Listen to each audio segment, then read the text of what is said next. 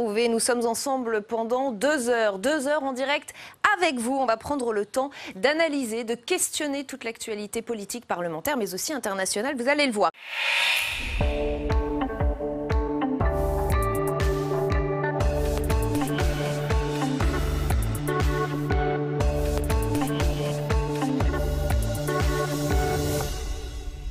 Bonjour à tous, ravi de vous retrouver sur Public Sénat pour ce nouveau numéro de votre émission Les Matins du Sénat. Vous allez être plongé au cœur des travaux de la Haute Assemblée.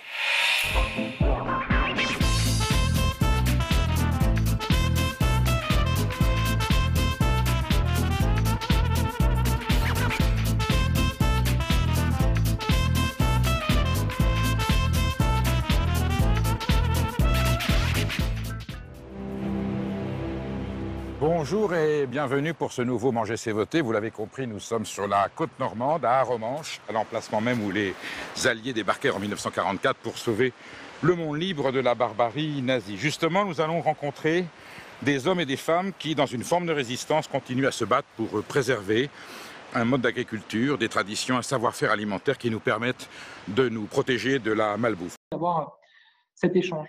Je vais essayer de ne pas être trop long dans l'intervention liminaire pour pouvoir répondre à l'ensemble des questions qui seront posées. Et au fond, je vais la concentrer autour de 3 enjeux. La question, je crois, de cette audition est de savoir comment est-ce que la crise du coronavirus a impacté les différents secteurs dont j'ai la responsabilité au gouvernement et comment est-ce que nous avons répondu à cet impact pour évidemment protéger les structures et l'ensemble des missions qu'elles portent.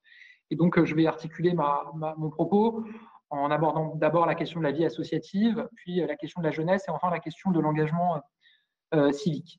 Sur la vie associative, vous l'avez dit, Madame la Présidente, c'est un secteur absolument central dans notre pays, à la fois pour les missions qui sont accomplies, pour le lien social, l'éducation à la citoyenneté qui est apportée par les structures associatives, aussi pour des raisons économiques, 10% du PIB, 1,5, je crois, million de salariés, des emplois qui sont par principe non délocalisables, et donc un secteur extrêmement important et central dans l'économie de notre pays aussi. Et comme les entreprises, comme l'ensemble des structures de droit privé, les associations ont été très impactées par la crise du coronavirus et par le confinement. L'essentiel des activités des associations ont dû être stoppées du fait du confinement, arrêtées, suspendues, ce qui a évidemment un impact très fort. Un certain nombre d'associations ont poursuivi leur activité parce qu'elle est absolument essentielle et vitale dans ce contexte. Je pense notamment aux associations de l'aide alimentaire et de la solidarité d'urgence. Et au fond, ma préoccupation a été immédiatement, après l'annonce du confinement, de réunir les réseaux associatifs et d'identifier avec eux les difficultés qui allaient se manifester pour y répondre. La première difficulté qui a été mise en avant est évidemment une difficulté d'ordre économique. Qui dit confinement et suspension des activités, dit perte de recettes, de cotisations, de recettes liées à des événements, dit interrogation sur des subventions qui devaient être versées pour des projets qui n'ont pu se tenir du fait du confinement, et dit interrogation sur la capacité à maintenir des salariés dans la structure au moment où ces recettes sont mises en suspens. Ce qui m'a amené très rapidement à annoncer que l'ensemble des dispositifs de droit commun qui étaient mis en place pour les entreprises serait accessible aux associations. Je pense évidemment à la question du chômage partiel, accessible aux associations. Je pense aux prêts garantis par l'État. Vous évoquiez, Madame la Présidente, la difficulté pour des associations qui avaient une trésorerie qui ne dépassait pas les 3 mois. L'accès aux prêts garantis par l'État, évidemment, a permis d'y répondre. Et puis, au fonds de solidarité auquel les associations ont également accès. Je ne reviens pas aussi sur les possibilités de report de charges, de loyers, qui évidemment leur ont été ouvertes. Une vraie interrogation a été levée, a émergé des acteurs associatifs sur la question des subventions que j'évoquais à l'instant, puisque vous savez un grand nombre de subventions sont conditionnées, liées à la tenue de projets, la tenue d'événements. Et du fait du confinement, un grand nombre de ces événements n'ont pu se tenir et il y avait une interrogation très forte sur le souhait pour les pouvoirs publics d'honorer les subventions, y compris pour des projets qui ne pouvaient se tenir. Moi, j'ai défendu très tôt et obtenu que pour ce qui est de l'État, l'ensemble des subventions qui avaient été actées, qui avaient été décidées, soient versées aux associations indépendamment de la tenue des projets pour lesquelles ces subventions devaient être versées, parce que évidemment ces subventions, elles viennent financer un projet très concret, mais on sait qu'elles sont aussi budgétées par les associations dans leur équilibre global et dans leur capacité à pérenniser leur structure. Et donc, il était absolument essentiel que ces subventions soient versées. Donc, il y a 2 exemples que j'ai pris. D'abord, une très grosse association, Solidarité Sida, qui organise chaque année le festival Solidays et qui reçoit pour ça une subvention de l'État, ne peut organiser son festival cette année. Elle recevra quand même la subvention de l'État qui était prévue. Et pour des exemples de plus petites associations qui sont soutenues par l'État, on peut prendre des associations environnementales qui organisent au moment du printemps le décompte des espèces, par exemple, qui reçoivent pour ça des subventions de l'ADEME, qui n'ont pas pu effectuer ces activités-là, mais qui recevront aussi quand même les subventions qui étaient prévues. Il y a une interrogation, en tout cas, les associations continuent à poser la question du maintien des subventions des collectivités locales. Dans des échanges que j'ai eus avec les associations d'élus, il me semble que le souhait est évidemment de maintenir ces subventions, parce que pour une collectivité locale, pouvoir bénéficier d'associations qui tiennent debout, qui survivent à cette crise, c'est évidemment aussi essentiel. Mais bien évidemment, je profite de cette audition pour passer aussi le message aux collectivités locales pour qu'elles puissent embrayer sur ce mouvement que nous avons impulsé de maintien et de garantie des subventions, quand bien même des projets n'auraient pu se tenir. Le deuxième enjeu très fort qui a été soulevé par les associations, et là je parle notamment des associations qui ont maintenu leur activité, c'est la question de la ressource bénévole. On sait que nos associations ont la chance de pouvoir bénéficier de bénévoles en nombre, vous avez rappelé les chiffres, et qu'une grande partie de ces bénévoles sont des personnes âgées, bien souvent retraitées, qui ont du temps pour cela. Et évidemment, la crise du coronavirus, le confinement, a conduit beaucoup d'associations, la plupart des associations avec beaucoup de responsabilités, à demander à leurs bénévoles les plus âgés, à demander à leurs bénévoles les plus âgés de rester chez eux pour ne pas s'exposer à l'épidémie du coronavirus. Oui.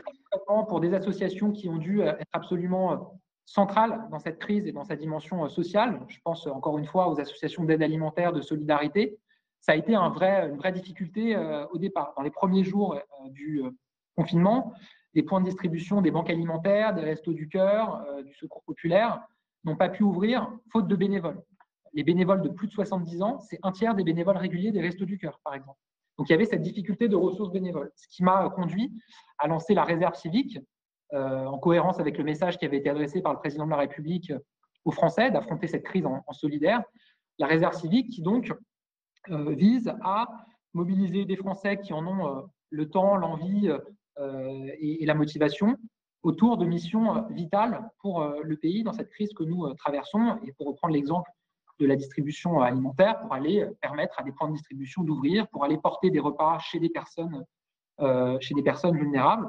La réserve civique a connu un succès extrêmement important, puisque plus de 300 000 Français ont rejoint la réserve civique, se sont inscrits pour aider, pour se rendre utile pendant ce confinement. Un élan tellement important qu'il était supérieur aux missions disponibles pour être proposées aux Français.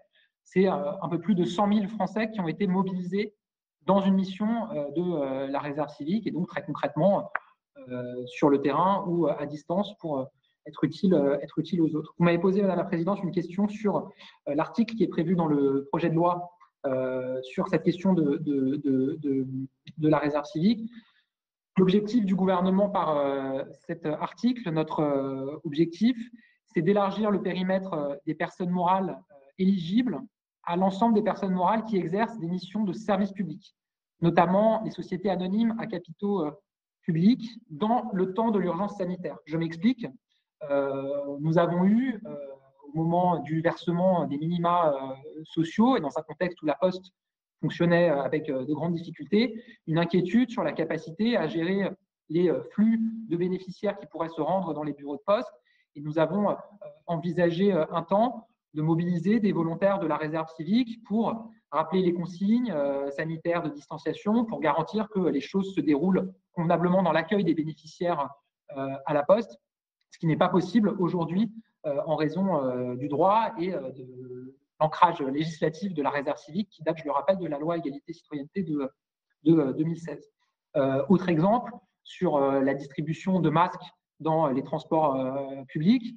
Il a été envisagé je parle de l'agglomération parisienne et du métro, de mobiliser des volontaires pour participer à la distribution de masques dans les premiers jours du déconfinement pour les Français qui ne disposeraient pas de masques grand public, pour le leur permettre. Aujourd'hui, ça n'est pas possible de manière légalement, et donc l'objectif de cet article est d'étendre le périmètre des personnes morales éligibles à la réserve civique à l'ensemble de celles qui exercent des missions de service public, le temps, encore une fois, de l'état d'urgence sanitaire. Donc, c'est évidemment très encadré et très borné, mais on se dit qu'en cas, évidemment, de nouveaux pics, de reconfinement ou dans le cadre d'une autre crise qui pourrait survenir, le fait de se dire que l'État a la possibilité, de manière extrêmement encadrée et sur des moments précis, de mobiliser des volontaires pour venir en aide et venir appuyer des structures qui exercent des missions de service public, même si elles n'ont pas la nature juridique d'établissement public, est nécessaire, et en tout cas, nous souhaiterions pouvoir le prévoir. Voilà pour répondre à votre question. Le deuxième enjeu que j'évoquais est celui de la jeunesse. Le confinement a eu un impact en termes de précarité pour un certain nombre de jeunes. Je pense aux étudiants ultramarins qui font leurs études dans l'Hexagone et qui n'ont pas pu, comme d'autres étudiants, se retourner vers une solidarité familiale de proximité dans ce moment, et donc pour qui la crise a représenté des coûts supplémentaires. Je pense à des étudiants précaires qui avaient un job étudiant, un stage qui leur assurait un revenu, qui avaient par ailleurs accès au restaurant universitaire pour s'alimenter à moindre coût, et qui ont perdu leur emploi ou leur stage, qui n'ont plus accès au restaurant universitaire et qui donc ont à la fois moins de revenus et des frais supplémentaires. Je pense enfin à des jeunes qui ne sont pas étudiants mais qui sont précaires, qui ont aussi été impactés par cette crise et qui donc ont besoin d'une aide financière pour passer ce moment difficile.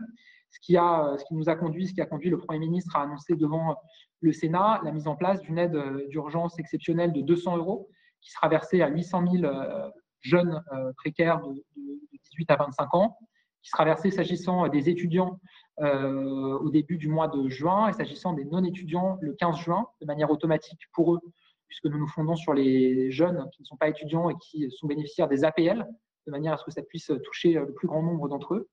Et ce qui me permet d'ailleurs de rappeler que la plateforme a ouvert sur le site étudiant.move.fr pour ce qui est des étudiants pour solliciter cette aide exceptionnelle. Toujours sur la question de la jeunesse, je veux dire un mot de la question de l'éducation populaire, de ce qu'on appelle le périscolaire, qui évidemment a été là aussi impacté. Je vais en parler à la fois s'agissant des structures, qui sont aussi des structures associatives qui doivent être soutenues. J'ai annoncé un certain nombre de mesures pour permettre à ces structures de survivre à la crise. Je pense par exemple aux structures associatives qui portent des accueils de loisirs.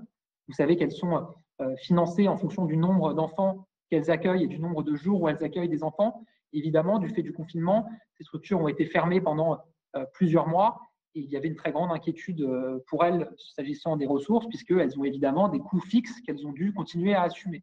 Et ce que j'ai annoncé, c'est qu'en 2020, l'État versera à ces associations, les CAF verseront à ces associations le même montant et le même financement que celui qui avait été versé en 2019, quand bien même elles ont accueilli moins d'enfants, ce qui permet de leur garantir une stabilité, une pérennité dans leur financement et leur permettre de passer ce moment.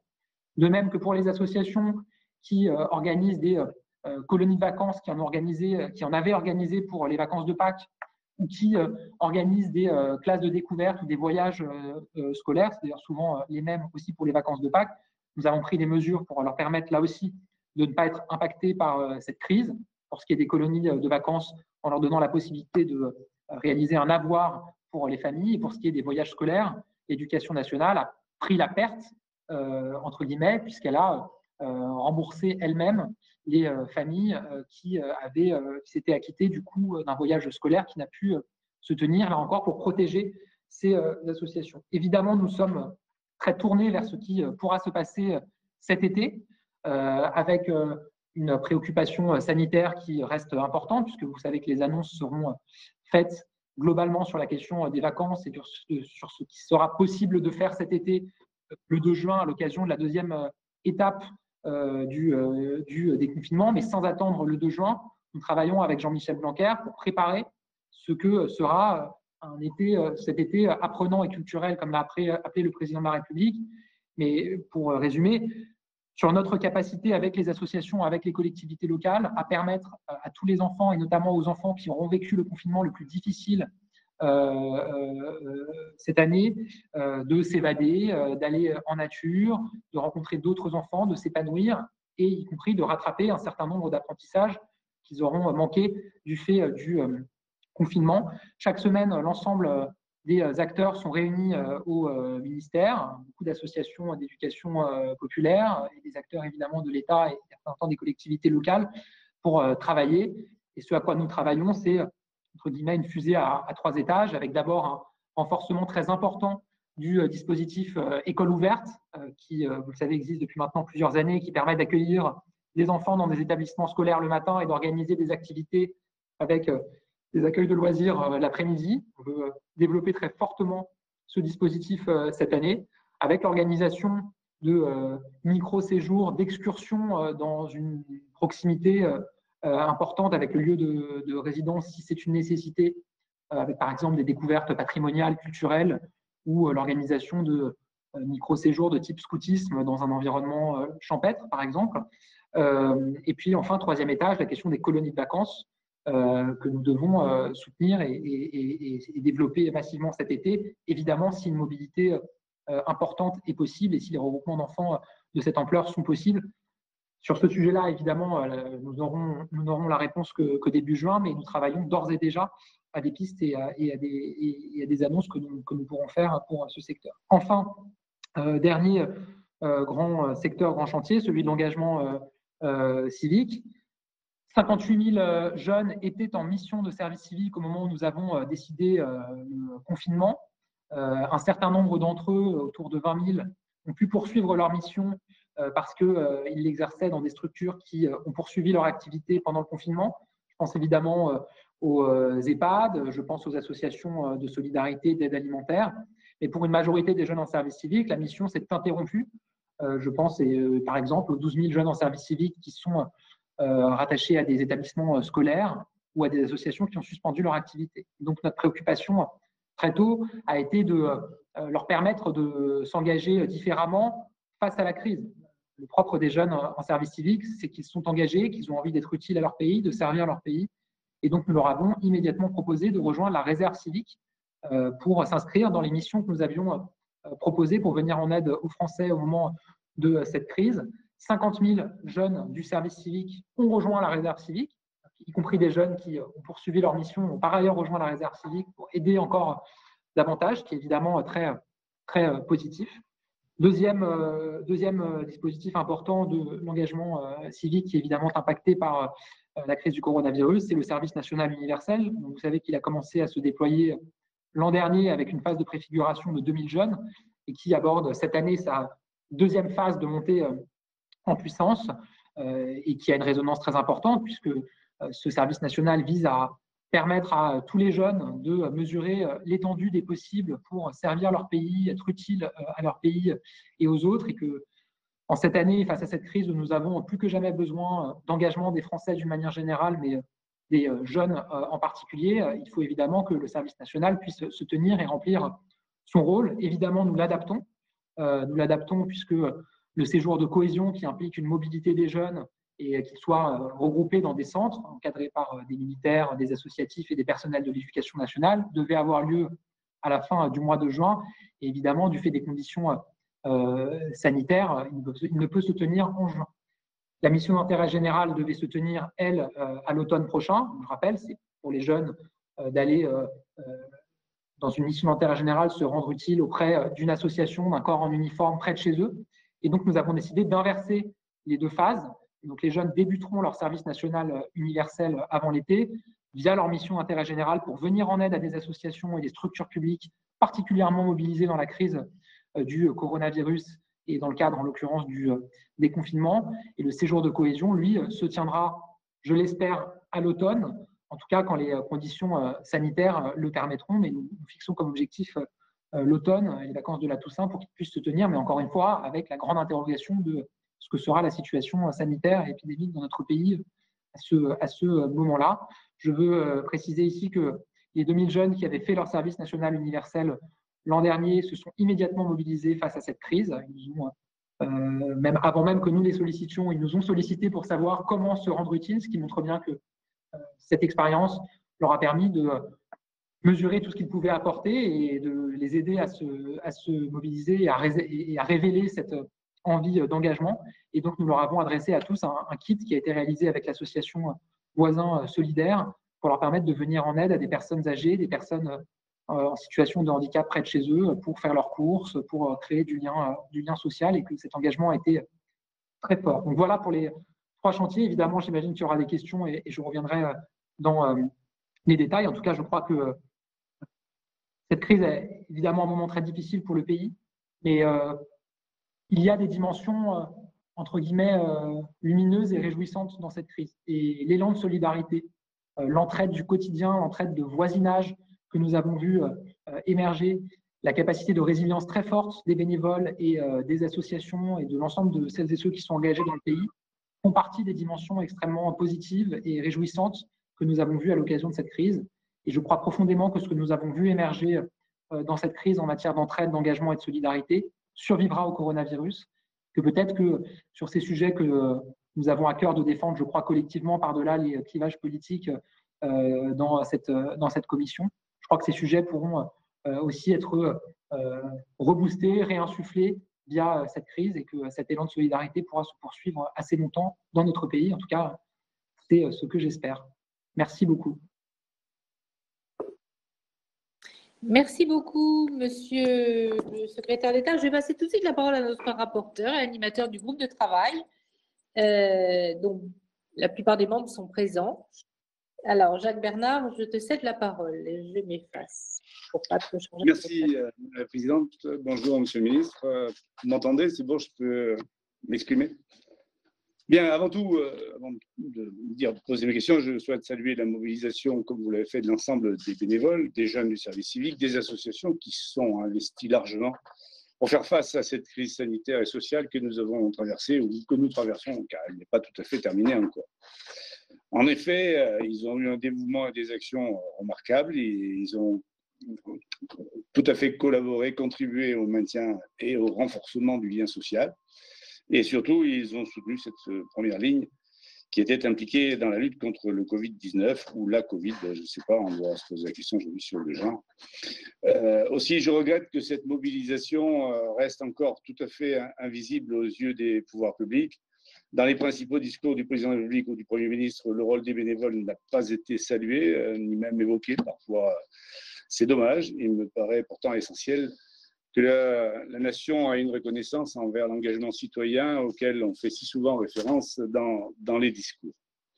Ma première question porte sur les mesures de soutien à l'économie pour les associations. Lors de nos auditions, les grandes têtes de réseau, les grands organismes nous ont fait part d'un certain nombre de difficultés. Si les associations employeuses, comme vous l'avez dit tout à l'heure, ont vu leur situation réglée par l'accès qui leur a été donné au fonds de solidarité, et je vous en félicite puisqu'il fallait effectivement obtenir cela, je souhaite tout de même vous alerter sur la situation des associations qui ne sont pas employeuses et qui pourtant ont aussi des charges. Elles n'ont ni accès au fonds de prêt garanti par l'État, ni au fonds de solidarité, et donc elles ont des difficultés, par exemple des charges de locaux, des charges qui sont nombreuses et qu'il faudra traiter. Alors, est-ce qu'il y a des solutions qui pourraient être apportées à ces associations qui, elles seront demandeuses, nous n'en doutons pas, dans les mois qui viennent? Ma deuxième question concerne le service civique. Vous y avez fait référence, vous en avez parlé. Monsieur le ministre, vous connaissez mon attachement à ce dispositif qui a 10 ans maintenant. Au moment où les missions reprennent progressivement, les besoins des structures augmentent et de nombreux jeunes vont arriver au terme de leur contrat de service civique.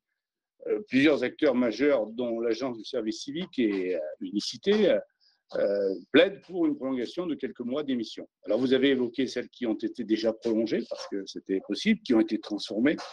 Mais on pourrait envisager que ces missions qui aujourd'hui tournent autour de 6 ou 7 mois en moyenne puissent être prolongées, notamment pendant la période d'été, car il y a beaucoup de besoins à satisfaire. Et ça permettrait aux structures qui en ont besoin d'avoir des gens qui sont déjà formés, qui sont déjà opérationnels et qui sont déjà intégrés souvent dans des structures qui ont besoin d'eux. Pensez-vous que cette proposition peut être adoptée? Je sais que vous n'avez pas écarté cette possibilité puisque vous l'avez évoqué tout à l'heure et vous ne l'avez pas écarté non plus lors de votre audition à l'Assemblée nationale récemment. Par ailleurs, de nombreux jeunes en service civique ont été redéployés sur des missions urgentes. Vous l'avez évoqué tout à l'heure. Ça ne s'est pas fait sans certaines lourdeurs administratives et incertitudes juridiques. Parfois, on mettait un peu les gens en insécurité d'être en règle avec un certain nombre de choses qu'ils avaient prévu de faire auparavant. Pourrait-on prévoir d'intégrer dans tous les prochains contrats de service civique la possibilité de transférer ces jeunes, avec leur accord bien sûr, sur une mission d'urgence en cas de besoin et avec une couverture sûre par l'État en cas de problème? Alors, dans le prochain projet de loi de finances d'urgence, figure la demande d'habilitation. Vous l'avez évoqué, je n'y reviendrai pas. Je pense qu'effectivement, il serait utile de soutenir, développer la réserve civique. Et je pense que dans l'avenir, peut-être qu'on en reparlera, car elle a montré son utilité, son efficacité, même si, comme vous l'avez dit, les missions n'étaient pas toujours à la hauteur de la volonté des gens de participer à cette réserve civique. Le ministre de l'Éducation nationale, que vous évoquiez tout à l'heure, a beaucoup parlé des colonies de vacances apprenantes. Alors, studieuses, éducatives, etc., comme on voudra. Ça interroge beaucoup, notamment les organismes qui ont l'habitude de gérer ces colonies de vacances. Nous sommes à 2 mois seulement des vacances scolaires. Il devient urgent de définir le rôle des gens dans ces colonies. S'agit-il d'un soutien scolaire ou plutôt d'acquisition de connaissances? Vous savez, l'acquisition de connaissances, c'est fait par des spécialistes, par des professeurs des écoles. Quel est le rôle à ce moment-là de l'éducation nationale dans ces colonies? Je me permets d'attirer votre attention sur ce point parce qu'on ne peut pas demander à des colonies qui sont déjà des colonies, des lieux éducatifs, puisque dans les colonies de vacances, on apprend beaucoup de choses, d'être d'un seul coup des lieux où on fait du soutien scolaire ou des apprentissages scolaires avec des gens qui ne sont pas des professionnels de l'éducation. Enfin, j'évoquerai le service national universel. Vous l'avez rappelé, vous voulez maintenir sa généralisation sur l'ensemble des départements pour 30 000 jeunes dès cette année. Moi, je pense qu'il serait plus judicieux de remettre cette généralisation à 2021, mais je ne suis pas le seul. Et en consacrant au service civique les crédits budgétaires qui étaient affectés, les 30 millions d'euros, peut-être plus même, puisqu'on passait de 20 000 jeunes à 30 000 jeunes. Mais on a peut-être aussi une piste en mettant des moyens pour renforcer la réserve civique, avec des jeunes plus nombreux en service civique. Ne serait-ce pas des solutions dans ces temps incertains? Voilà, j'espère n'avoir pas été trop long. Je vous remercie. Merci, monsieur le rapporteur. Monsieur le ministre, je vous donne la parole pour les premières réponses. Il y a beaucoup d'orateurs inscrits, je voulais vous le dire. Hein, qui ont. D'accord. C'est une manière de me dire qu'il faut aller assez vite. Non, pas du tout. Non, c'est pas ça. Non, mais je vais essayer d'aller vite parce que… Une perspective derrière, c'est ça le but. Voilà. Alors, première question que vous avez posée sur les associations qui ne sont pas employeuses et qui donc n'ont pas bénéficié du chômage partiel. Comment elles ont été soutenues alors que vous évoquiez que des associations peuvent ne pas être employeuses et avoir des charges? D'abord, je rappelle les reports de charges qui sont possibles pour toutes les associations, premièrement. Ensuite, pour moi, ces associations, nous les soutenons d'abord en garantissant le maintien des subventions, quand bien même elles ne peuvent pas réaliser leur activité, ce qui est quand même une ressource sur laquelle elles avaient prévu de compter, en leur permettant l'accès aux prêts garantis par l'État, qui ne dépend pas du tout du fait d'avoir un salarié ou pas, mais d'avoir une activité économique. Il y a le nombre d'associations qui n'ont pas de salariés, mais qui ont une activité économique est assez peu étendu, mais ça existe. Il y a plusieurs exemples. Donc, évidemment, il faut les avoir en tête. Et donc, le PGE y répond. Et puis, enfin, un autre enjeu pour moi important, c'est le FDVA, le fameux FDVA qui a remplacé la réserve parlementaire. J'ai eu beaucoup d'interrogations, d'inquiétudes au départ sur le maintien du calendrier, puisque La crise du coronavirus est arrivée exactement au moment où les subventions avaient été plus ou moins actées, décidées, enfin non, plus ou moins fléchées par les commissions, mais pas encore actées et versées. Et évidemment, moi, j'ai demandé au service que les commissions FDVA se tiennent dans le calendrier prévu, voire même aillent plus vite que ce qui était prévu pour que les subventions puissent être versées avant l'été aux associations.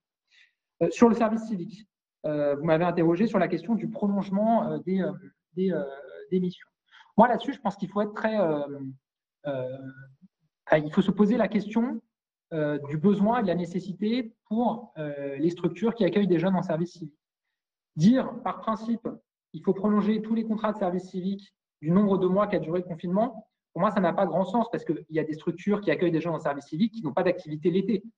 Exemple le plus frappant, je pense, l'éducation nationale, où par définition, les 12 000 jeunes qui sont accueillis en service civique qu'il était au début du confinement, ne vont pas les garder en juillet-août, même s'il peut y avoir sur telle ou telle mission, notamment pour le dispositif école ouverte, besoin de jeunes. Mais pour moi, il n'y a pas lieu d'avoir une mesure générale.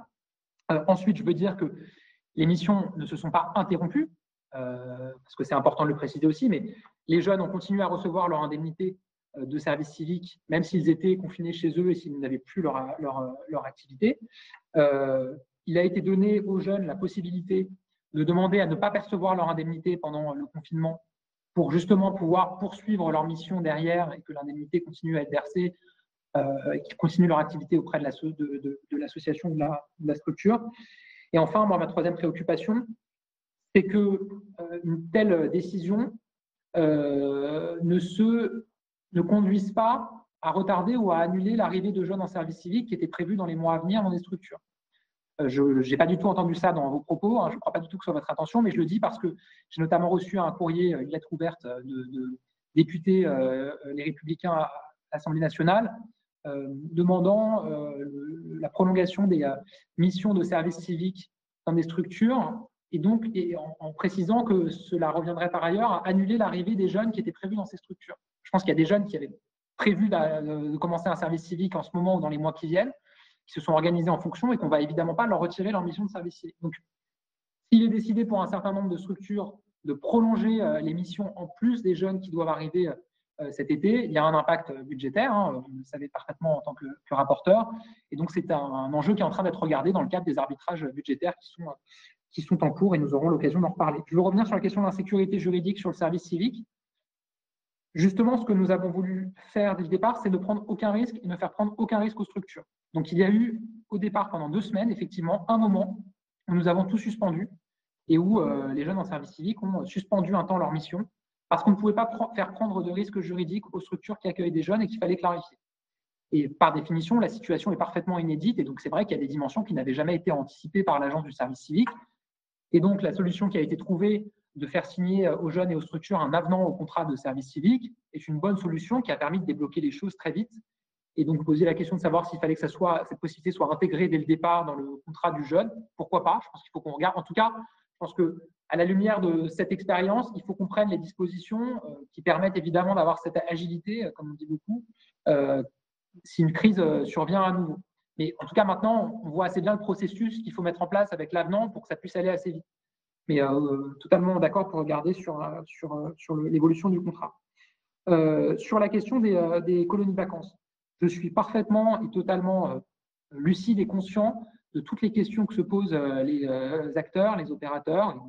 Ils m'ont dit, ils m'ont écrit, ils me disent quand je les rencontre. Encore une fois, il y a une réunion toutes les semaines au ministère avec mes équipes.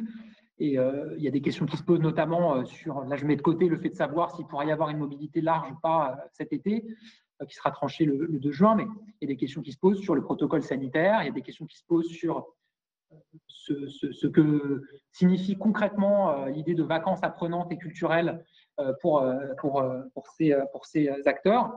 Là-dessus, moi, je veux dire que nous avons bien avancé dans le travail avec les principaux acteurs.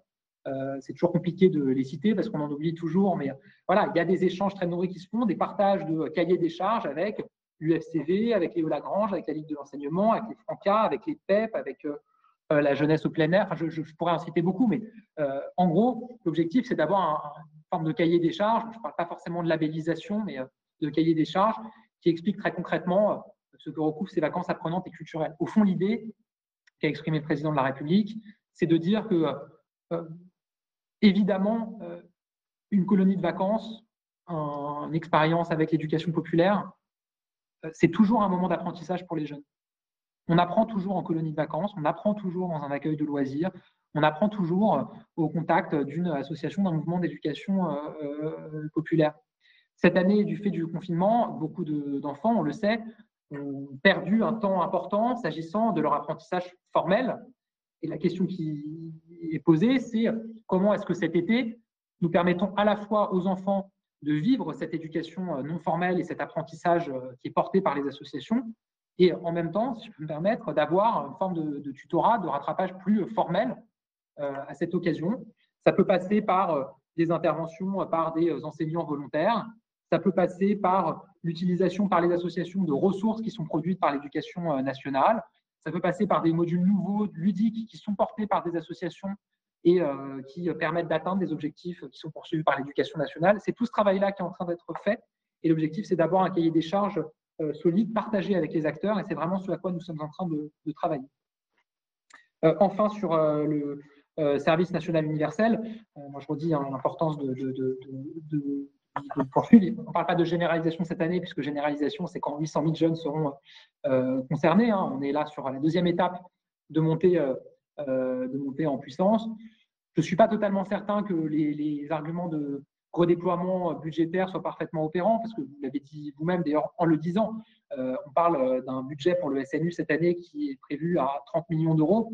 Quand on le met à côté du budget du service civique qui est de plus de 500 millions d'euros, on voit que ce n'est pas du tout les mêmes échelles et que ce n'est pas ça qui ferait la différence en matière de service civique. Et si je reviens à votre proposition de prolonger le contrat de service civique de tous les jeunes de la durée du confinement, je crois que l'implication budgétaire est autour de 150 millions d'euros.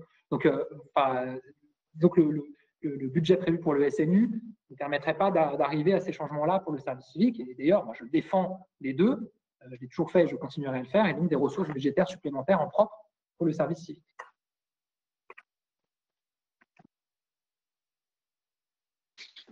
Bien, merci Monsieur le secrétaire d'État. Alors, je vais donner la parole pour commencer à Dominique Vérien, qui était rapporteur dans le cadre de la mission dédiée aux violences sexuelles faites à la jeunesse et qui va peut-être pouvoir nous éclairer sur une autre problématique. Voilà. Et ensuite, l'ensemble des collègues, bien entendu, vont s'exprimer. Madame Boulay-Espéronnier juste après, de façon à ce que les collègues puissent se préparer. Madame Vérien. Merci beaucoup, Madame la Présidente. Monsieur le Ministre, merci beaucoup pour cette présentation. Alors, je reviendrai juste un petit peu sur le service civique pour continuer ce que notre rapporteur a dit, parce qu'il est vrai que dans les auditions que nous avons pu avoir, il a été demandé à ce que le service civique soit un peu plus long. C'est-à-dire qu'il était initialement de 9 mois, aujourd'hui la durée moyenne est plutôt de 6 mois, et ils se disent qu'au moins 8 mois serait quand même plutôt nécessaire pour pouvoir faire un vrai travail de fond avec un certain nombre de jeunes qui se recherchent. Donc, effectivement, c'est aux alentours de 150 millions d'euros à peu près de pouvoir rallonger, mais je pense que, comme vous l'avez dit, le service civique rend vraiment un vrai service et ça n'est pas pour rien que sur les 60 000 jeunes, 50 000 se sont effectivement engagés dans la réserve civique. Par ailleurs, toujours sur le service civique, je crois qu'on a découvert aussi qu'on pouvait bien travailler via des réunions Zoom. Et donc là, je voulais parler de la ruralité, où on a souvent du mal à avoir des services civiques, un peu pour des raisons de logement, mais aussi beaucoup pour des raisons d'encadrement, parce que souvent, l'encadrement se trouve dans la ville-centre et donc un peu éloigné des possibilités de service civique qui seraient à la campagne. Or là, on voit que l'encadrement pourrait se faire malgré tout à distance et finalement, s'il y a une leçon à retenir de cette crise, c'est probablement ça et que finalement, on sait beaucoup mieux tous se servir de plein d'outils et que même avec des liaisons parfois pas extraordinaires, on arrive quand même à communiquer. Ma deuxième question est sur les colonies de vacances. je ne reviendrai pas sur les structures, mais plutôt sur les cibles. J'ai cru comprendre dans ce que vous avez dit que votre cible première était probablement les enfants qui avaient subi un confinement vraiment confinés, donc sans forcément pouvoir sortir, sans forcément pouvoir avoir un véritable accès à la nation apprenante et aux services qui pouvaient être rendus par l'éducation nationale, qui fait un gros travail là-dessus.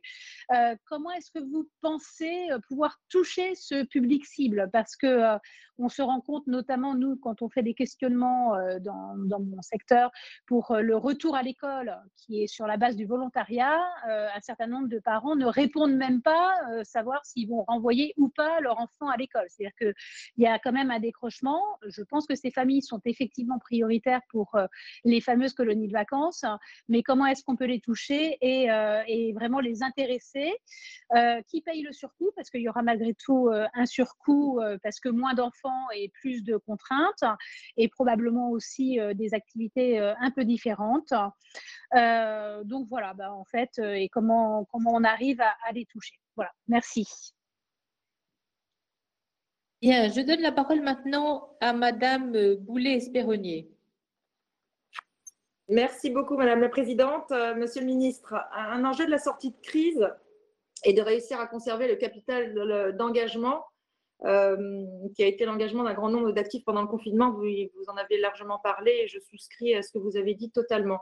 Donc, il me vient une petite question très rapide tout de suite. Vous avez évoqué la réserve civique avec plus de 300 000 Français qui sont inscrits sur la plateforme prévue à cet effet. Or, 100 000 Français seulement n'ont pu que se mobiliser. Est-ce que ça n'a pas créé trop de frustration? Et qu'ont fait les autres qui ont souhaité absolument se mobiliser dans le cadre de cette crise dans le cadre de cette crise sanitaire. J'ai deux autres questions relativement rapides. À Paris, dont je suis élue, en raison du caractère particulièrement difficile du confinement en milieu urbain de manière générale, il est urgent que les jeunes puissent retrouver une forme de socialisation conforme au respect des règles sanitaires à travers les initiatives associatives. Monsieur le ministre, en conséquence, afin d'atteindre cet objectif et d'engager la reprise de la vie associative par-delà les limites des catégories de soutien social et d'aide alimentaire, pouvez-vous nous indiquer les activités que les associations, notamment sportives, sont en mesure de mettre en œuvre dans le respect des règles sanitaires actuellement en vigueur? Les activités aujourd'hui autorisées dans le cadre périscolaire pourraient-elles rapidement être autorisées dans les mêmes conditions de maintien des gestes barrières dans le cadre associatif? Par ailleurs, et qui n'a rien à voir, j'ai été interpellée au sujet de la situation des logopèdes en stage d'équivalence pour l'exercice de la profession d'orthophoniste en France. Conformément au décret du 30 août 2013, la reconnaissance du diplôme de ces étudiants est conditionnée par la réalisation d'un stage dont la durée est établie par les directions régionales de la jeunesse et des sports. À ce jour, 800 à 1000 heures de pratique sont en moyenne exigées afin de pouvoir exercer la profession d'orthophoniste en France. Malheureusement, en de la crise sanitaire actuelle, nombre de logopèdes ont vu leur stage repoussé à une échéance ultérieure, voire annulé. Cette situation les place dans une grande précarité puisque dans l'entre-deux, ils ne peuvent être reconnus ni comme étudiants, ni comme stagiaires, ni comme salariés. Ils ne bénéficient par conséquent d'aucune aide sociale ni d'aucun des mécanismes de soutien économique mis en place dans le cadre de la lutte contre la propagation du Covid-19. Compte tenu des besoins de rééducation grandissants des patients sortant de réanimation, leur expertise paraît pourtant plus que jamais nécessaire au système de santé français. Monsieur le ministre, est-il donc envisagé que les moyens compensatoires prévus pour les étudiants français en école d'orthophonie, à savoir la rééducation ou la suppression du nombre d'heures de stage prévues, leur soit étendu? Et puisqu'il a été largement, pour finir, question des colonies de vacances, moi je voudrais quand même vous parler des organisations Scouts de France. Vous savez que c'est 160 000 adhérents, sans compter les familles, et qu'il se pose la question pour les scouts de la tenue de leur camp d'été. Alors, les associations scouts ne dépendent pas de l'État et ne reçoivent très peu de subventions, mais pour autant, il est urgent qu'elles ne perdent pas d'argent et d'adhérents avec des familles qui pourraient se tourner vers d'autres organisations pour les camps d'été que le scoutisme. Et je pense notamment à des difficultés qu'elles rencontrent liées au fait qu'elles dépendent du règlement de l'accueil des mineurs et liées pour les camps d'été au fait qu'elles ne pourront pas bénéficier des centres d'accueil en plein air dont elles bénéficient les autres années. Voilà, j'espère que je n'ai pas été trop longue et je vous remercie en tout cas. Merci Madame Boulay-Espéronnier. Monsieur le ministre, je vous laisse prendre des notes au fur et à mesure. Je vous invite à remettre votre caméra parce que vous êtes généreusement effacé de l'écran, mais je pense que l'ensemble des collègues tiennent quand même à vous voir tout au long de cette audition. Voilà.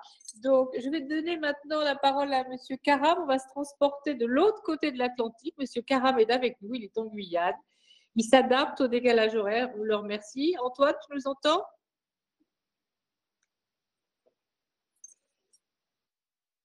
Est-ce que vous me voyez? Bon, voilà, on peut peut-être te voir, mets ta caméra. Non, mais attendez, je vais mettre la caméra. Et là, ça vous convient? Je ne te vois pas, moi, mais c'est pas grave. C'est pas grave. L'essentiel, c'est que vous puissiez m'entendre. Bonjour, Monsieur le ministre, cher Gabriel. Donc, je vais prendre la parole pendant quelques minutes pour vous dire que la prise en compte de l'impact du confinement sur les apprentissages pose un vrai défi pour les vacances scolaires.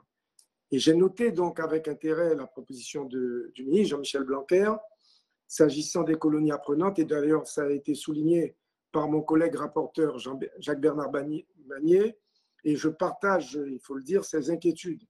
Parce que nous le savons, les conséquences économiques et sociales de cette crise touchent encore plus durement les familles les plus modestes. Il est donc important de permettre aux enfants les plus fragiles de bénéficier d'un enseignement au travers des formes hybrides de séjour. Alors, vous connaissez bien mon territoire puisque vous y êtes venu plusieurs fois. J'ai régulièrement fait part de mes angoisses quant à la continuité pédagogique des enfants sur des sites isolés. Là, vous savez que n'arrive jamais le numérique, Internet et tout ce qui s'ensuit. Le téléenseignement s'est heurté à une fracture numérique pour laisser le champ libre au décrochage scolaire.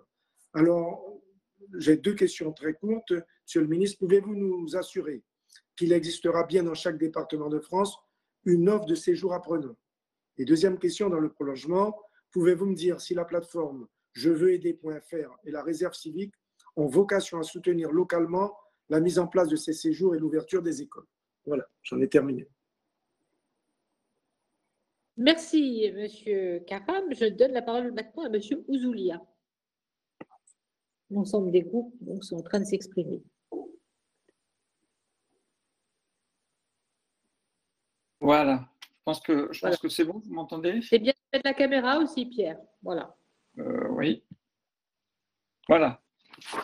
Bonjour, merci Madame la Présidente. Bonjour Monsieur le Ministre. Bon, je veux aussi vous parler des colonies de vacances. Vous voyez, c'est un processus de génération. Nous y sommes tous passés et peut-être que finalement, on a gagné là notre engagement politique et notre engagement pour la collectivité, parce que les colonies de vacances, c'était aussi ça, l'apprentissage d'une vie en commun. Et je pense que c'est fondamental.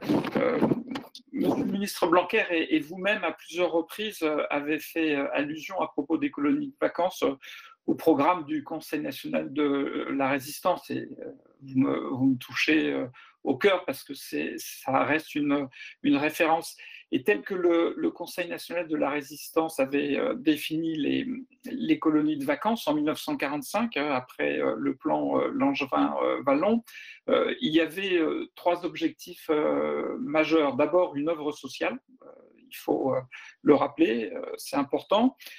Ensuite, le moyen de développement d'une éducation populaire, c'était tout à fait essentiel. Et la troisième ambition qui était la plus forte, c'était de constituer un véritable service public rattaché au ministère de l'Éducation nationale. J'aimerais que ça soit votre ambition présentement. Alors, il y a bien évidemment un problème de moyens. Comment restructurer ce qui a été trop déstructuré par le passé? Comment retrouver des potentialités qui aujourd'hui ont disparu, notamment dans les collectivités, mais pas seulement? Et d'autre part, quel est votre projet politique dans le sens noble du terme pour donner un contenu à ce qui pourrait être enseigné, partagé dans ces colonies de vacances.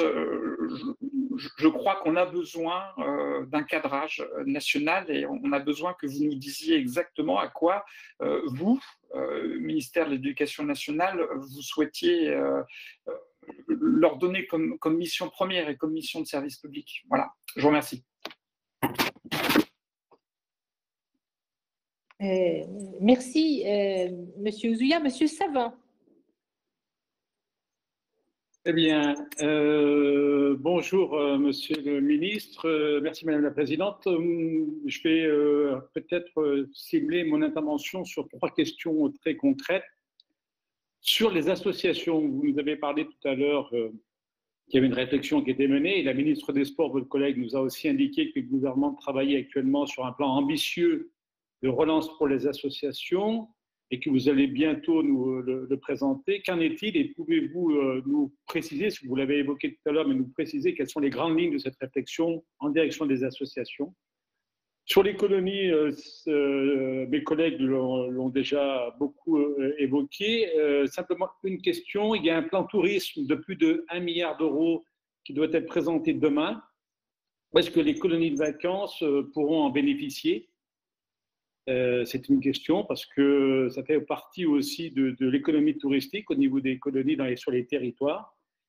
Et dans quel cadre? Et enfin, vous avez évoqué tout à l'heure, à juste raison, la difficulté que peuvent rencontrer les associations avec des pertes de recettes sur des manifestations qui étaient prévues pour cette période de confinement et donc qui voient leurs recettes diminuer et malheureusement leurs dépenses elles, ne baissent pas.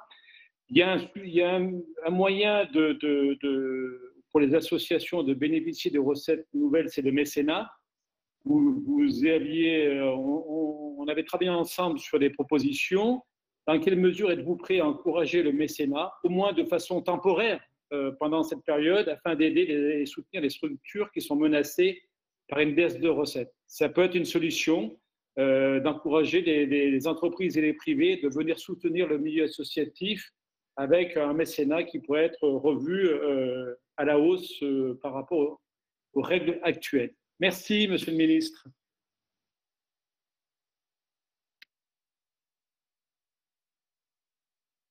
Oui, voilà, merci. Donc, je donne la parole ensuite à Madame Jouve, groupe RDSE. Ça va, Monsieur le Ministre? Vous prenez les notes? C'est pas trop long? Très bien, merci.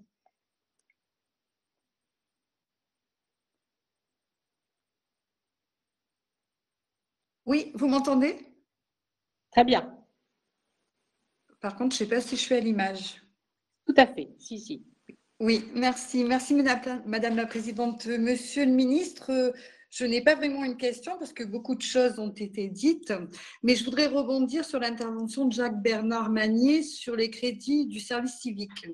Nous nous accordons tous à dire que depuis le début de la crise sanitaire, l'engagement des jeunes accomplissant un service civique a été remarquable, à plus d'un titre, notamment auprès de nos aînés.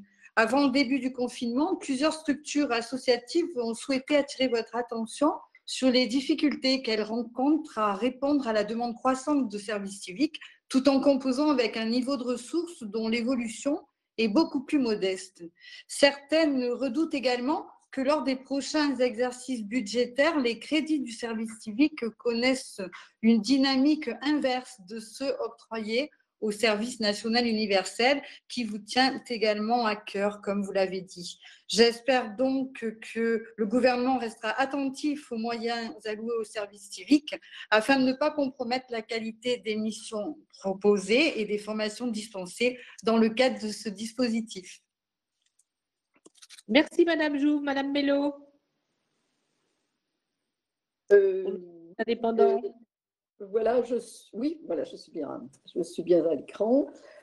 Merci Madame la Présidente. Monsieur le Ministre, vous nous avez déjà apporté beaucoup d'éléments concernant la jeunesse, mais je voudrais encore approfondir ce sujet et vous poser une question sur les modalités d'accueil des enfants en centre de loisirs et en colonie de vacances. De nombreux centres de loisirs réouvrent progressivement, dans le respect du protocole national, prévoyant notamment une limite de la taille des groupes d'enfants et de fortes contraintes en matière de transport et de restauration. Les places restent encore très limitées, ce qui peut, au fil du temps, poser des problèmes aux familles.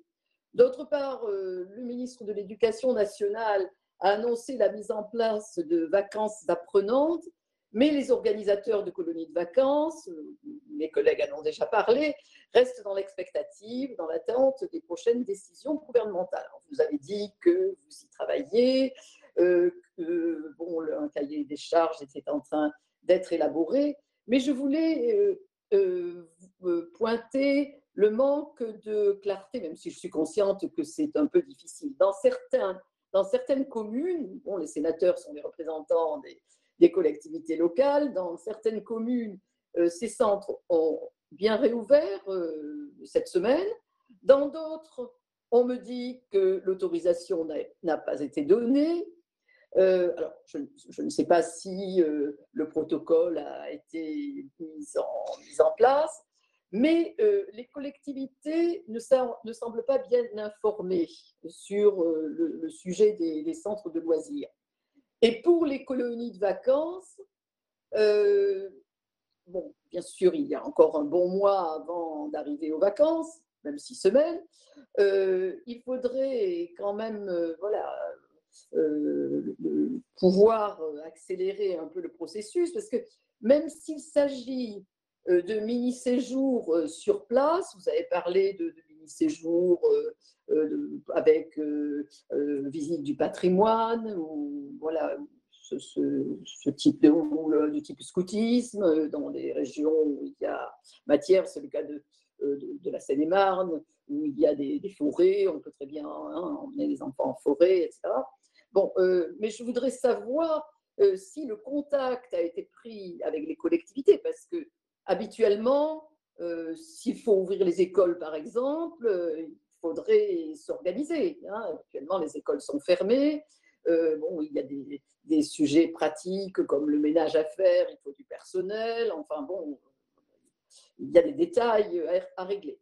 Donc, voilà, les parents ne savent pas d'un côté si leurs enfants pourront être admis en centre de loisirs ou en colonie de vacances, et de notre côté, les collectivités locales qui ont été déjà bien occupées par l'organisation de la reprise des établissements scolaires ne savent pas non plus ce qu'on peut attendre d'elles. Il ne faudrait pas les prendre au dépourvu au mois de juin. Merci beaucoup. Merci, Madame Mello. Madame Robert.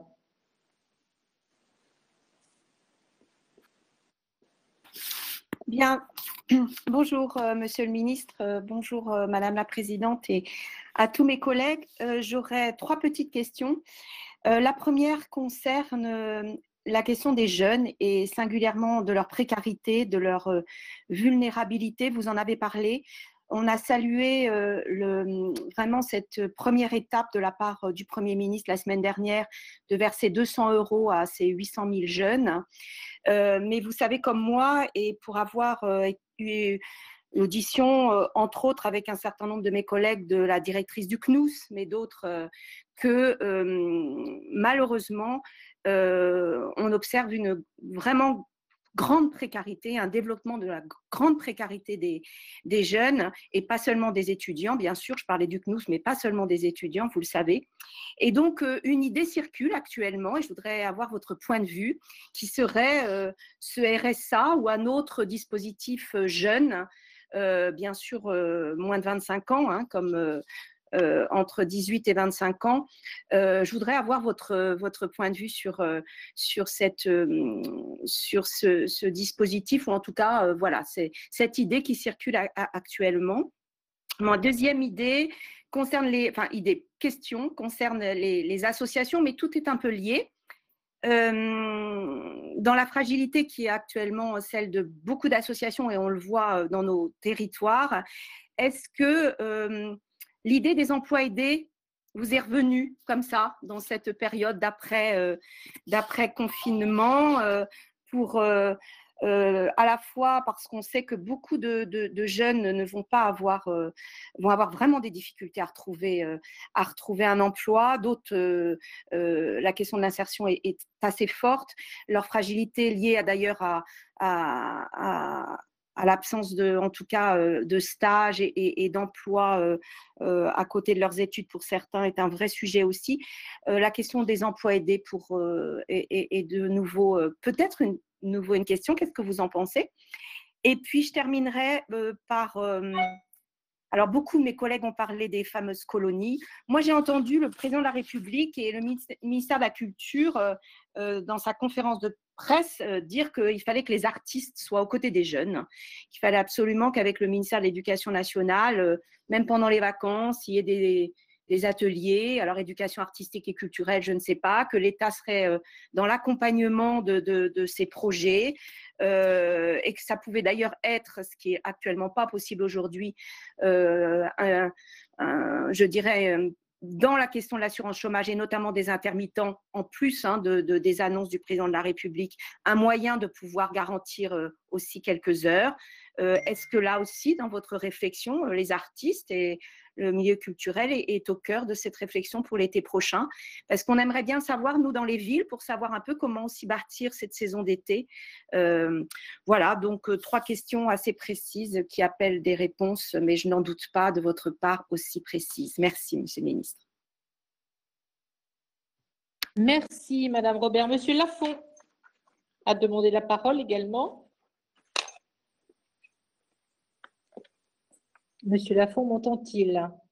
Oui, je vous entends, Madame la Présidente. Bonjour, Monsieur le Ministre. Moi, je voudrais aborder 2 thèmes parmi les 3 que vous avez abordés en propos préliminaire. D'abord, sur la question des associations, on a bien compris les actions que vous avez mises en œuvre pour les soutenir. Vous avez dit, évidemment, qu'on ne peut pas toutes les soutenir et qu'il y avait des critères qui avaient été mis en place, notamment le fait de soutenir celles qui ont une activité économique. Je voulais attirer votre attention sur une catégorie d'associations qui ont une activité économique par essence et qui pour autant ont des difficultés par rapport notamment aux prêts garantis par l'État, mais aussi au Fonds de solidarité. Ce sont les associations de l'économie sociale et solidaire, l'ESS, qui pour des raisons qui sont liées à leur montage et notamment leur montage financier, souvent ont des difficultés pour obtenir des financements, alors même qu'on le sait, ils tiennent un rôle et ils peuvent tenir un rôle important dans les semaines et les mois à venir. Je voulais savoir si vous aviez une action, enfin, si vous envisagez une action spécifique concernant les associations de l'ESS.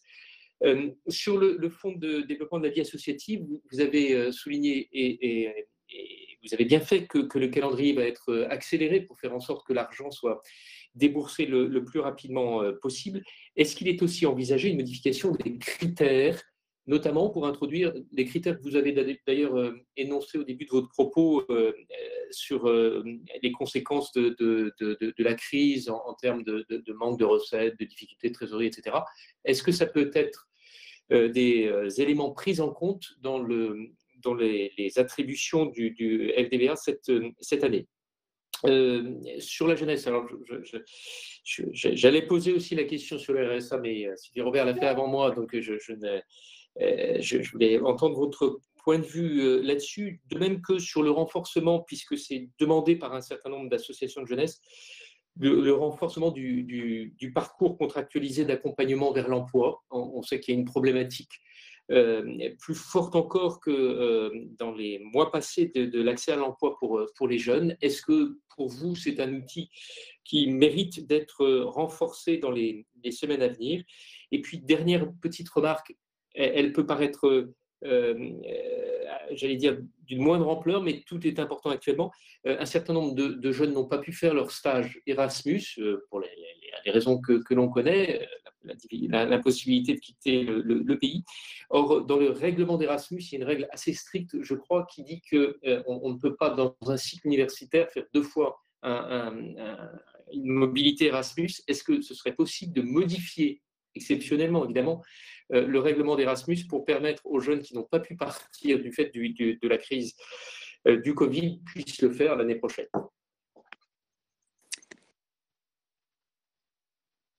Merci, Monsieur Lafond. On n'a pas eu la chance de vous voir à l'écran. Je vais appeler Monsieur Paco pour la question. Monsieur Paco, Oui. Bonjour, Monsieur le secrétaire d'État. Bonjour, Madame la Présidente. Vous m'entendez? Oui, mais on ne nous voit pas. Oui, parce que je suis sur un portable et on m'a dit que sur les portables, ça ne passait pas. Mais bon, je vois mon ami Lafond. Écoutez, je serai bref. Les sujets qui me tiennent à cœur ont notamment été évoqués par Laurent Lafond et par Jacques-Bernard Magnier. J'ai deux petites questions quand même, cependant, relatives d'abord aux petites, entre guillemets, associations et puis à la problématique des jeunes qui viennent d'achever leur cursus de formation. Alors, Monsieur le ministre a évoqué le FDVA en disant que l'année 2020 serait une année pleine, entre guillemets. Ceci étant, si les grosses associations sont bien soutenues, notamment parce qu'elles ont pu bénéficier du chômage partiel, pour les petites associations, cette année, malheureusement, sera catastrophique. Une petite association qui tire son financement avant tout, par exemple, de la brocante du village, qui ne pourra pas avoir lieu cette année, eh ben, elle aura une petite subvention de sa commune, peut-être du département, si elle a de la chance du FDVA, mais ça va être très compliqué. L'idéal, mais bon, on peut toujours rêver, ce serait que le FDVA soit revalorisé, puisque vous avez dit, Monsieur le ministre, que c'était un transfert de la réserve parlementaire, certes, mais à minima, entre guillemets, le pourcentage est un petit peu réduit. Hein. Bon, néanmoins, et j'arrive sur ma deuxième question, on risque d'avoir une promotion, non pas une génération, mais une promotion d'étudiants sacrifiés. Ceux qui, au printemps, étaient en recherche de stages ou qui allaient commencer des stages, parfois au sein d'entreprises qui n'auront pas les moyens, malheureusement, de prendre ces jeunes stagiaires. Et donc, pour qu'il n'y ait pas cette génération, plutôt cette promotion sacrifiée, il serait bon que dans le cadre du plan de relance ou du prochain PLFR qui va arriver, il y ait un aspect particulier pour cette jeunesse. Alors, c'est facile à dire, hein, mais notre gouvernement a fait de gros efforts avec des milliards d'euros, des dizaines de milliards d'euros. Peut-être que vis-à-vis de la vie associative, vis-à-vis de la jeunesse, il faut faire, à mon avis, un effort qui sera beaucoup moins coûteux, mais qui doit être conséquent. Voilà. Alors, nos petites associations, elles ont un rôle social. Elles n'ont peut-être pas un rôle économique, mais elles ont un rôle social que nous connaissons tous. Elles ont besoin de ce soutien. Et je sais que vous saurez plaider auprès de vos collègues des finances et des comptes publics pour qu'elles ne soient pas oubliées dans le futur plan de relance, comme nos jeunes. Merci, Monsieur Attal. Monsieur Attal, je vais passer la parole à Monsieur Piednoir et je vais passer le relais de la présidence. Vous allez m'en excuser à Monsieur Leleu, vice-président de la commission, parce que j'avais un conflit d'agenda en toute fin de journée qui n'avait pas été anticipé et je m'en excuse platement devant vous. Mais mon collègue saura excellemment présider la fin de cette séance qui est réservée aux réponses. Il y a encore deux, trois collègues qui doivent venir et vous pourrez bien entendu apporter tous les éléments que nous attendons. Donc, je vais laisser la place à Monsieur Leleu. Et Monsieur Piednoir va d'abord poser, voilà, Monsieur Leleu, dans son pays grassois. Et je vais laisser la place à Monsieur Piednoir pour poser sa question. Merci Madame la Présidente, merci Monsieur le Secrétaire d'État. Écoutez, les questions essentielles évidemment sur la jeunesse et sur l'accompagnement notamment des jeunes diplômés viennent d'être évoquées par mon collègue Olivier Paco notamment. J'ai pas grand-chose à ajouter. Il y a quand même un souci concernant les concours et examens. On a eu l'occasion évidemment d'en discuter avec vos collègues du gouvernement. On a parlé de génération, si ce n'est sacrifiée. En tout cas, il y a vraiment une cohorte d'étudiants sur laquelle il va falloir être très vigilant. C'est quand même 700 000 étudiants de l'apprenti jusqu'au Bac+5, hein, tout confondu, qui vont arriver dans un marché de l'emploi extrêmement dégradé.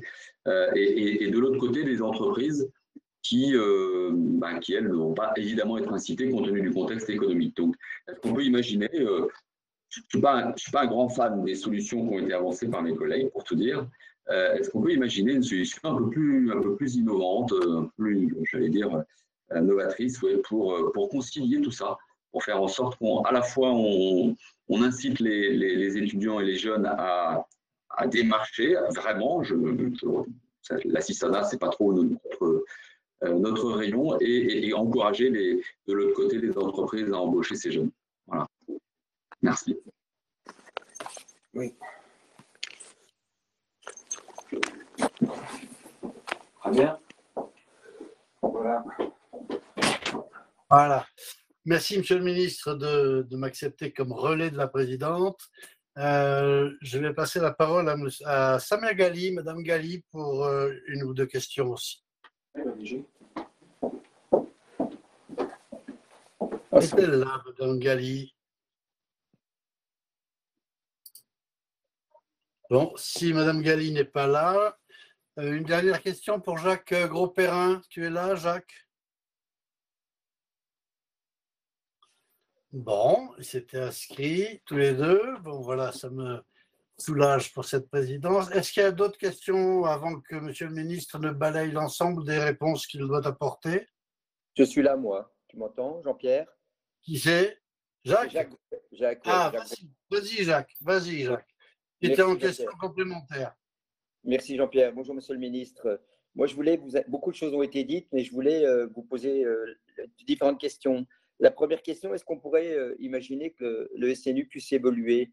Parce qu'il y a différents types de modèles. Il y avait un modèle résilience sur les premiers secours suite aux attentats du Bataclan. Et on sait qu'à travers le stage de cohésion qui s'appuie sur les besoins de la société, on pourrait s'imaginer, suite à ce qui s'est passé vis-à-vis de cette pandémie, qu'il y ait une nouvelle orientation de ce SNU. Parce que nous avons une population qui est intéressante et on le voit à ce jour, il y a un relâchement très fort des jeunes. On le voit dans la rue vis-à-vis de cette pandémie et vis-à-vis de ce déconfinement. Et on sait qu'ils pourraient agir ou interagir à travers les réseaux sociaux, à travers les informations. Et chacun sait qu'on apprend plus par ses pairs que par ses maîtres. Ils pourraient aussi peut-être, mais c'est vrai qu'ils sont mineurs, intervenir ou peut-être accompagner, on le voit en ce moment lors des rentrées qui s'effectuent au niveau du primaire. La deuxième question, elle rejoint un petit peu et beaucoup celle de Jacques-Bernard Magnier, c'est l'abondement financier du service civique par le SNU pour l'année 2020-2021, dans la mesure où 2019-2020, c'était un peu compliqué pour vous à mettre en place, parce qu'on voit véritablement que ce service civique est efficace, pas simplement pour la Ligue d'enseignement, mais dans la Croix-Rouge, dans les EHPAD, dans les bibliothèques, mais surtout pour la rentrée scolaire 2020-2021. Je pense qu'il y a quelque chose de fort à faire dans la mesure où on sait qu'il y aura peut-être une orientation vers une première semaine fin août au niveau d'un rattrapage scolaire et puis surtout d'un premier trimestre scolaire qui sera complètement différent de ce que nous avons vécu à ce jour. Donc, on a véritablement besoin d'un appui fort de toutes ces personnes qui interviennent dans le cadre du service civique. Merci, Président Leleux. Merci. Merci, Jacques. Voilà, Monsieur le ministre, je vous laisse répondre à l'ensemble de ces questions qui sont assez volumineuses, mais votre esprit de synthèse est bien connu, donc je vous laisse la parole. Merci, Monsieur le Président. Je vais essayer de répondre à tout le monde sans être trop long, ce qui est toujours difficile, mais je vais reprendre les questions les unes après les autres pour être sûr d'oublier personne et en essayant d'être le plus concis possible. D'abord, Madame Verrien, vous m'avez interrogé sur le service civique et la question de la durée du service civique. Donc, moi, ce que je veux dire, c'est qu'aujourd'hui, la durée moyenne d'une mission de service civique, c'est 7,2 mois. Ce n'est pas 6 mois comme on peut l'entendre parfois. Et que moi, là-dessus, c'est un peu comme le débat qu'on a eu tout à l'heure sur la prolongation des missions. Je pense qu'il faut être pragmatique. Il y a des jeunes pour qui il est justifié que la mission soit plus longue, que la durée soit plus longue, parce qu'ils ont besoin de davantage de temps.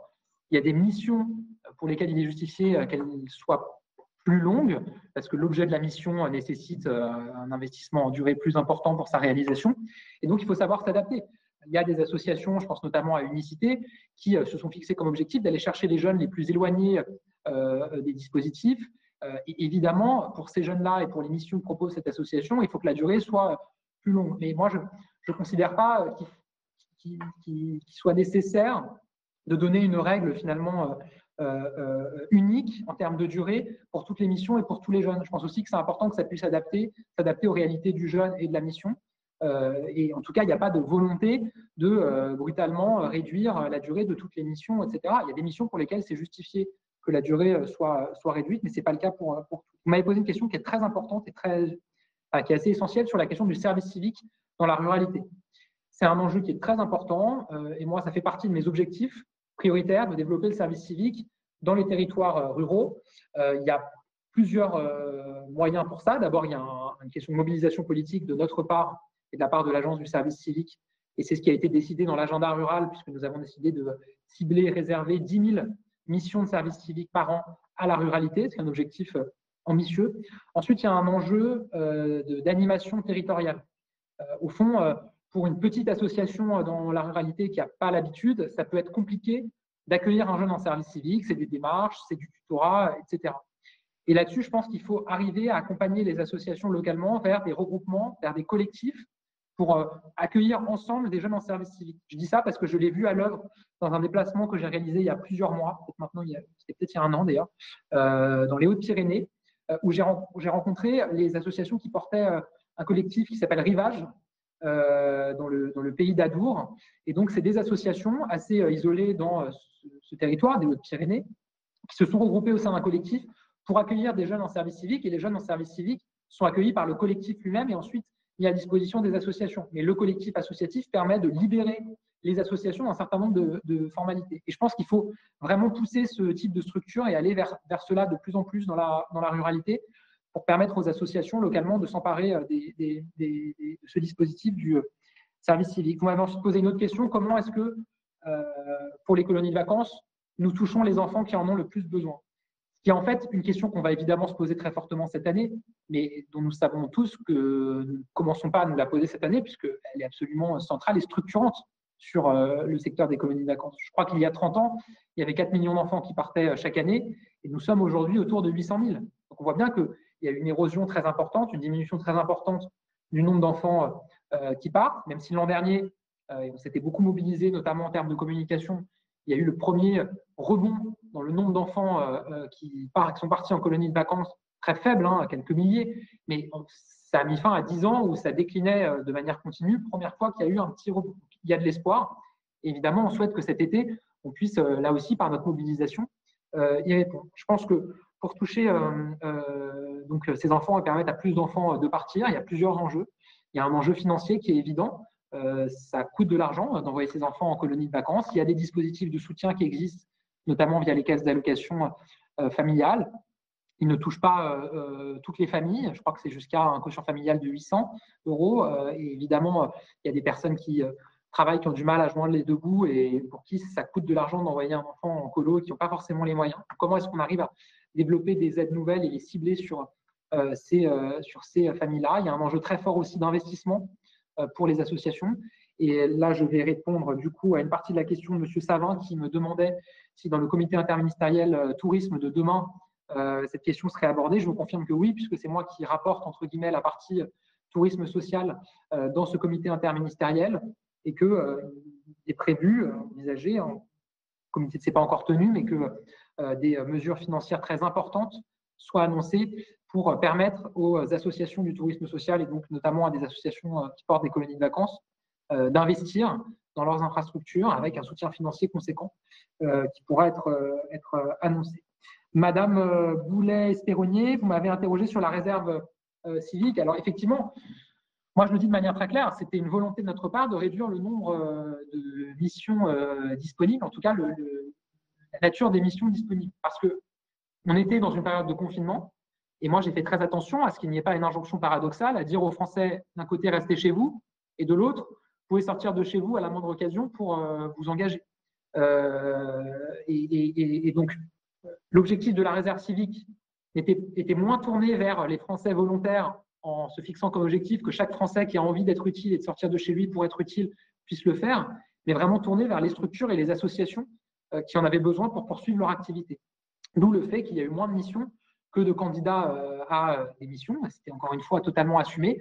Mais évidemment, tous les autres volontaires qui n'ont pas été engagés dans une mission en présentiel ont eu la possibilité sur le site de la réserve civique de télécharger un kit que nous avions réalisé avec l'association Voisins Solidaires pour s'engager à l'échelle de leur immeuble, à l'échelle de leur rue pavillonnaire, de leur village, avec un annuaire des voisins, avec des dispositifs qui leur permettent de rentrer en contact avec leurs voisins pour aller aider une personne âgée, une personne en situation de handicap, une personne vulnérable qui habite près de chez eux, qu'ils ne connaissaient pas forcément, et pour leur permettre de s'engager localement. Et ce qui est intéressant, c'est que 400 000 personnes ont téléchargé ce kit. Donc on voit bien que même au-delà du nombre de personnes qui se sont inscrites à la réserve civique, et qu'on a reçu finalement assez peu de messages de personnes qui s'étaient inscrites dans la réserve civique et qui n'étaient pas engagées dans une mission en présentiel, sans doute parce qu'elles ont trouvé via ce kit la possibilité de s'engager, de se rendre utile à l'échelle de leur immeuble ou de leur quartier pour les autres. Donc, je ne crois pas qu'il y ait eu beaucoup de frustration. Sur la question de la pratique sportive, vous avez auditionné, je crois, ma collègue Roxana Maracineanu, et donc je ne vais pas revenir dans les détails sur le protocole sanitaire qui a été réalisé et partagé, mais il y a un certain nombre d'associations sportives, de clubs sportifs qui ont pu reprendre, un certain nombre de pratiques sportives qui ont pu reprendre dans le respect d'un protocole sanitaire, ce qui fait qu'évidemment, un certain nombre de pratiques sportives, je pense au sport de combat, à des sports collectifs, à tous ceux qui impliquent une proximité, n'ont pu reprendre à ce stade. Pour d'autres, c'est possible. Et évidemment, ce sont les questions sanitaires qui vont permettre progressivement d'avoir une reprise de plus en plus large. Et pour la prochaine étape du 2 juin, évidemment, le souhait est de permettre à davantage de pratiques sportives et de clubs sportifs de reprendre leur activité. Et c'est à ça que nous travaillons. Sur la question des logopèdes, orthophonistes et de leur durée de stage, là, je n'ai pas la réponse là. Je ne vais pas dire autre chose. Je ne sais pas, mais je m'engage à vous répondre directement. D'abord parce que je comprends que c'est un enjeu important, ensuite parce que je suis moi-même intéressé ayant une petite sœur orthophoniste. Et donc, j'imagine que c'est un enjeu. Je vois bien comment c'est un enjeu important pour les jeunes étudiants qui attendent d'être diplômés. Et donc, je m'engage à vérifier ce point et à revenir vers vous en vous apportant les réponses. Enfin, sur la question du scoutisme, c'est vrai que je ne l'ai pas mentionné tout à l'heure alors que nous travaillons beaucoup avec eux. Et vous avez dit que le scoutisme ne dépend pas de l'État ou dépend peu de l'État, mais moi, ce que je crois profondément, c'est que l'État a beaucoup à apprendre du scoutisme et que dans ce que nous allons proposer de supplémentaire aux jeunes cet été, mais plus globalement, les évolutions structurantes que nous pourrons pousser dans l'avenir sur un certain nombre de séjours qui sont organisés, on a beaucoup à apprendre du scoutisme parce que c'est des pratiques innovantes qui ont été portées. Ce n'est pas uniquement un mouvement ancien qui a gardé uniquement ces rituels d'antan, c'est aussi des pratiques nouvelles et un laboratoire pédagogique comme d'autres associations d'éducation populaire, parce qu'on voit que c'est un mouvement qui continue à progresser, c'est-à-dire qu'il y a assez peu de mouvements d'éducation populaire où le nombre de jeunes qui les fréquentent continue à augmenter, et c'est le cas pour le scoutisme. Donc nous avons beaucoup de choses à développer avec eux. Évidemment, ils posent beaucoup de questions sur la possibilité pour eux d'organiser leur séjour cet été, mais comme tous les organismes. Et évidemment, nous travaillons avec eux pour clarifier un protocole sanitaire clair. C'est particulièrement difficile pour le scoutisme. On voit bien quand on est 5 ou 6 jeunes ou enfants dans une tente habituellement, pour des raisons de distanciation, on voit comment ça peut être très compliqué. Alors, ce que je veux vous dire, c'est qu'il y a un lien étroit avec eux et que l'État sera à leur côté pour les accompagner, pour permettre à leur séjour de se tenir, parce que beaucoup de jeunes en ont besoin cet été. Monsieur Karam, vous m'avez interrogé sur la question de la continuité en Guyane et sur l'application des dispositifs que j'ai annoncé, que Jean-Michel Blanquer a annoncé pour cet été. Bon, ils dépendent aussi beaucoup du choix des collectivités locales et s'agissant par exemple des écoles, je crois me souvenir que la collectivité territoriale de Guyane a fait le choix de ne pas les rouvrir avant septembre, mais vous me corrigerez si ça n'est pas le cas. Donc je ne suis pas sûr que le dispositif école ouverte puisse se tenir dans ces conditions. En revanche, les accueils de loisirs évidemment peuvent se tenir, et pour les accueils de loisirs qui s'engageront dans le dispositif de vacances apprenantes que nous portons, évidemment, il y aura un soutien, y compris financier, pour les accompagner. Moi, je souhaite vraiment qu'ils puissent se développer en Guyane. Monsieur Ouzoulias, vous êtes intervenu sur la question des colonies de vacances. Moi, je le dis, et je l'ai dit dès ma nomination il y a 1 an et demi, moi, je souhaite que nous ayons une vraie politique publique de soutien au mouvement d'éducation populaire d'une manière générale, au départ en colonies de vacances en particulier. Nous avions commencé à y travailler avant cette crise, mais cette crise va peut-être nous permettre de faire aboutir ce travail que nous avions engagé. Et sur ce point, sur la question, je l'ai dit, des investissements, des choses seront annoncées probablement demain. Et sur la question du soutien au départ des familles, au début du mois de juin, dès lors que sera clarifiée la possibilité ou non d'organiser ces colonies de vacances, là aussi des mesures pourront être annoncées. Moi, je veux quand même insister sur le fait que ces colonies de vacances sont portées par des associations, des acteurs de l'éducation populaire, que je fais attention aussi à leur autonomie, y compris dans les pratiques pédagogiques qu'elles développent. C'est pour ça que je ne parle pas, je crois que vous avez mentionné le terme, mais de service public des colonies de vacances. Je pense que c'est important qu'elles puissent reposer sur des acteurs associatifs qui les font vivre, qui évidemment doivent continuer à être soutenus par les pouvoirs publics. Et sur la question que vous évoquiez de projet politique qui est porté dans le cadre de ces vacances apprenantes, mon souhait est qu'il soit le plus partagé possible et que, y compris, ça ne soit pas l'État, l'éducation nationale qui dessine seul un projet et l'impose, entre guillemets, au secteur. Et tout le travail que nous sommes en train de faire, encore une fois, avec ces réunions régulières avec les principaux acteurs qui ont lieu au ministère, c'est d'élaborer ce travail-là. Et si vous souhaitez assister à l'une de ces réunions et venir y participer, évidemment, c'est tout à fait possible et on pourra l'organiser, y compris avoir un échange plus nourri sur ce que recoupent ces vacances apprenantes. Monsieur Savin, vous m'avez interrogé sur la question comité interministériel tourisme, j'y reviens pas, et sur la question du rebond pour les associations. Oui, moi je crois profondément que dans la relance, dans le rebond pour le pays, la vie associative sera absolument centrale parce que c'est ce qui permet du lien social, parce que c'est ce qui permet une éducation à la citoyenneté, au commun, parce que ce sont aussi des emplois et c'est un secteur économique. Je reviendrai sur la question de l'ESS ensuite. Et donc, nous travaillons à un plan de relance associatif avec aujourd'hui 3 grandes directions, 3 grands objectifs. D'abord, la question de la sauvegarde et du développement de l'emploi associatif avec peut-être des dispositifs de soutien qui ne soient pas pour autant un retour aux emplois aidés, puisque l'objectif est vraiment de professionnaliser les associations et de leur permettre de maintenir dans la durée une capacité à apporter des emplois et ne pas uniquement être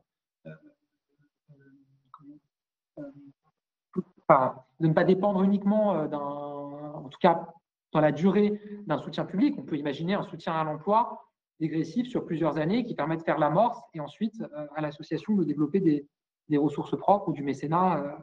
Voilà, c'est à ça qu'on réfléchit. C'était l'audition de Gabriel Attal, secrétaire d'État auprès du ministre de l'Éducation nationale. Il a tenté de rassurer les sénateurs sur le soutien de l'État aux associations. Le gouvernement va bien maintenir les subventions aux associations, même si les projets sont annulés. Les sénateurs sont en revanche plus sceptiques sur le programme Vacances apprenantes, le projet du gouvernement pour organiser des colonies de vacances éducatives pendant le mois de juillet et le mois d'août. Voilà, c'est la fin de cette émission. Merci de l'avoir suivi. Restez informés sur cette crise sanitaire sur notre site internet publicsena.fr. Je vous souhaite une très bonne journée sur Public Sénat.